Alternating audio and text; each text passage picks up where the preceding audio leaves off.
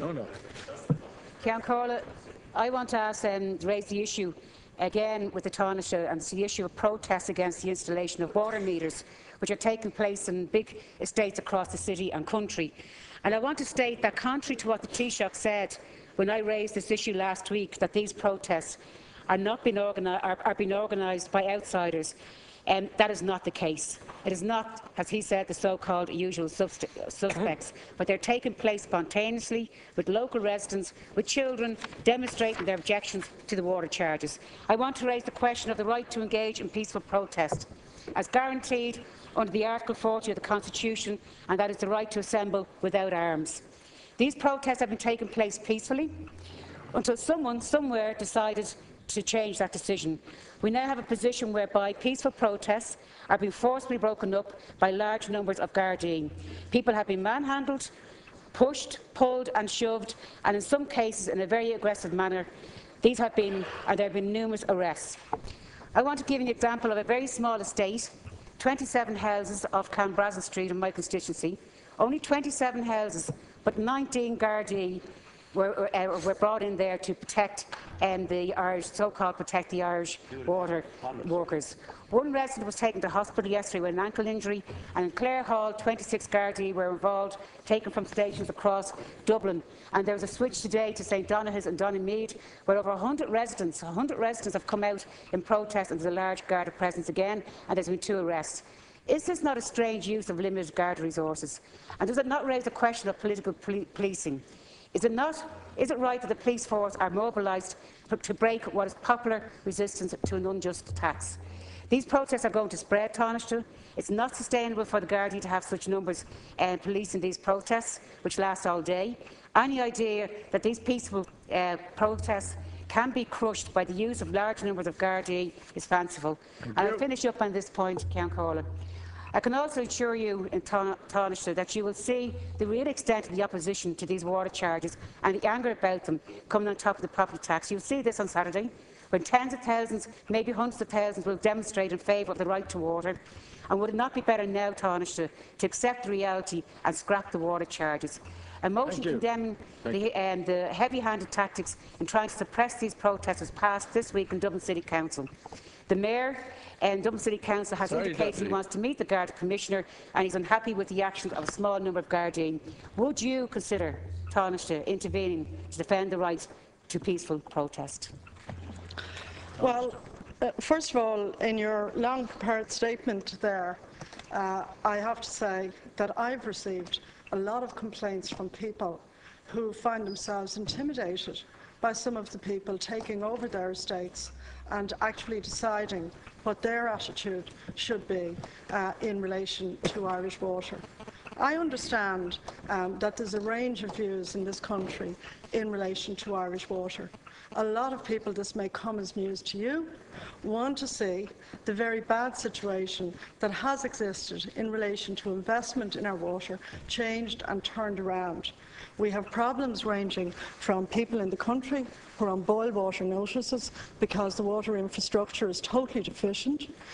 We have lead pipes in significant parts of our urban areas, which for the sake of older people and for the sake of children ought to be removed by a vigorous and expansive investment programme.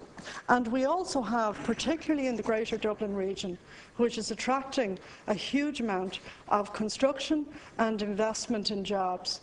We need water, and we need high-quality water to continue to attract those jobs and investment, and then to do it not just in Dublin, but right around the country.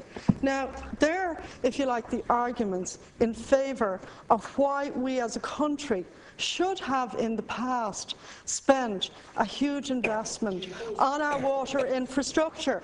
We should have spent a huge investment on our water infrastructure.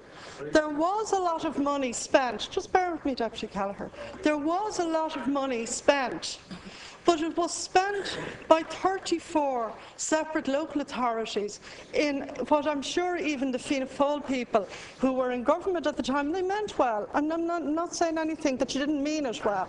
But what happened was that was disjointed. That was completely disjointed. And the consequence is now, if we want to progress as a country, we have to have safer water for our own people, for our children and for our older people, from a health point of view. And secondly, we want to actually have water treated properly and with due regard to people's health, and also with due regard to the need for investment into jobs and employment. What I would also say about these protesters is that the matter has been before the courts, and I am not going to comment on how the courts will deal with issues as they arise. Obviously, they're independent of here. But what I will say in relation to the Gardaí is that I have seen them in a number of situations where they have acted with extraordinary patience, firmness and courtesy to people who have been giving them, I would say, an extremely difficult and hard time. And I think that they have actually responded with complete professionalism. Now, there are issues that are before the courts. I don't want to comment on those. But there are about 1,000 men, Deputy, who have jobs working in Irish water and for Irish water. And like with the bin, like with your campaign many decades ago on refuse, what you want to do is deprive and close down existing jobs, and then we don't know where we will be with the alternative that you're proposing. Deputy Collins, 1 minute, thank you. You didn't answer the question again, Tánaiste, which is a habit of the government benches. We know what you said. That's been repeated a number of times in the Dáil this week. Can I raise with you the fact that people are coming out of their houses? It's extraordinary. I've never seen a spontaneous reaction like it in my life. For 15 days in Crumlin, Irish water came in the morning. The residents came out of their homes, stood over the shore, and those men sat in their vans all day and got paid.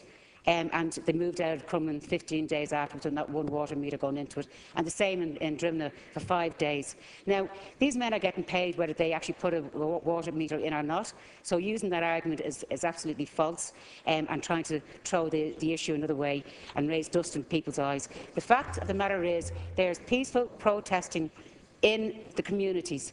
Ordinary people, women with children, men who are absolutely opposed to this water installation.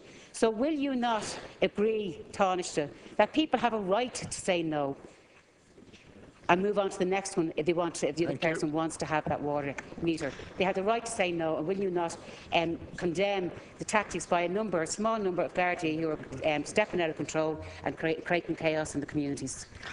Well, all of the protesters that I have seen before seem to have extremely expensive phones, tablets, video cameras and other... Sorry, I say this seriously. Sorry, a core part of the campaign is to video every single second. Sorry, would you please allow an answer? You may not like what she's saying, but allow her to speak. There has been the most extensive filming in relation to any of these actions that I have ever seen anywhere. Hollywood would be in the halfpenny place compared to what's done here. Right? Now, just let me say this. You are making allegations here against Gardaí. You're making allegations against Gardaí. All I can say is that all the material, as you would know, from the protests, particularly anything which looks controversial, is immediately posted up on Facebook, YouTube and everything else. I certainly have a look at that from time to time, and all I can say is that if you can show, with all of the filming that's going on, if you can actually say, as you're suggesting here, that the Gardaí are behaving improperly, I don't think all the extensive filming which has been going on shows that. Now, there's absolutely, certainly, on all the films, quite a lot of confrontation. But as I said, the matters, Deputy, and you don't appear to accept this, some of these matters have been before the courts, and in that case, the Gardaí may have a duty in the context of court orders. I'm not going to comment on that because the courts have their job to do. But just let me say this. I think that nowadays you pay your bin charges to a privatised refuse company. And it was the tactics of you and your colleagues and people like you who destroyed the public refuse service.